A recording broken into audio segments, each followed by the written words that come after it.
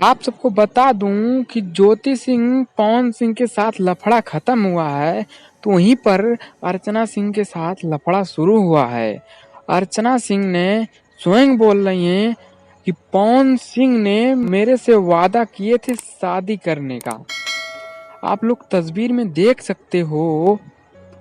आज इस वीडियो में क्लियर करेंगे क्या सच है क्या झूठ है। आप लोग लगे रहिए वीडियो के साथ। मैं आप सबको बता दूं, पवन सिंह एंड अक्षरा सिंह को आप सब काफ़ी दिनों से जानते होंगे।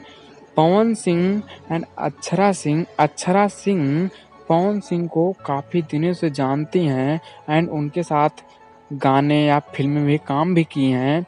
एंड पवन सिंह एंड अक्षरा सिंह की जोड़ी काफ़ी अच्छी लगती थी, बट कुछ दिनों से अक्षरा सिंह एंड पवन सिंह से विवाद चल रहा है, आपस में झगड़े चल रही हैं। आप सब देख सकते हो कि पवन सिंह जो हैं वो विवादित हमेशा रहते हैं, जो है कि विवादित अक्षरा सिंह हमेशा पवन सिंह को बनाती हैं कि पवन सिंह ऐसा किए, पवन सिंह।